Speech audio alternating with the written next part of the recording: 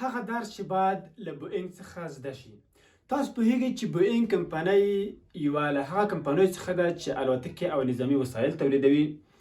دا کمپنۍ په 2023 کال یعنې سږ کال او همدارنګه تیر کال 2022 کال کې تقریبا 9 میلیارډ ډالره ضرر کړی، یعنې په 2022 زیږدیز کال کې او په 2023 زیږدیز کال کې تقریبا 4.9 او 4.4 میلیارډ ډالره ضرر دغه کمپنۍ ترسره کړی دی.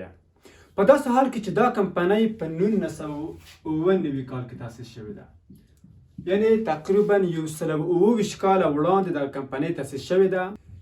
څه شی د دې لامل شوي دي چې دغه کمپنۍ ضرر کړی دی او کوم درس مو له دغه فابریکې یا دغه تولید خط څخه اخیستلی شي؟ وګورئ، د بوئینګ کمپنۍ الوتکې جوړوي او یوازینی رقیب یې ایرباس کمپنۍ ده چې فرانسوي شرکت دی.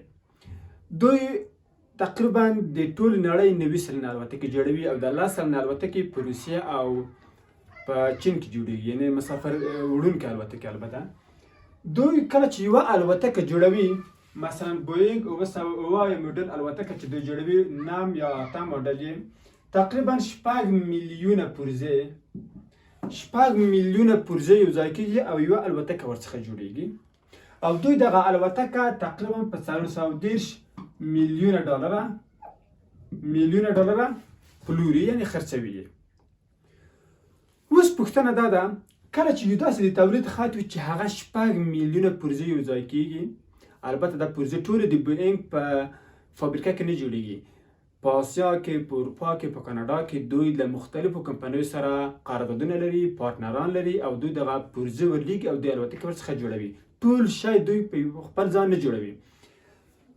یعنې داسې استعداد، داسې مدیران چې 6 میلیونه پرزې سره یو ځای کوي او داسې یوه مهمه وسیله چې الوتکه ده چې د انسانانو ژوند ورسره تړلی دی هغه جوړوي، هغه به څومره تکړه کسان وي؟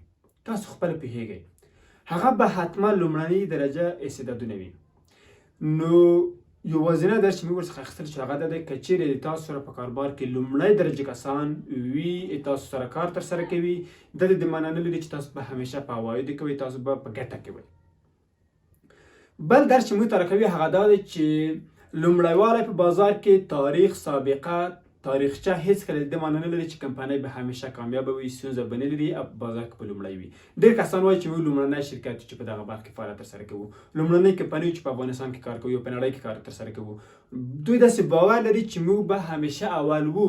نه، داسې نه ده، بلکې رقیبان به راځي د تاسو ځای به نیسي او تاسو څخه به مخته کېږي که چیرې تاسو په خپل ځان کار ونه کړئ، خپل ځان اپډیټ نه کړئ، خپل ځان تغییر نه کړئ.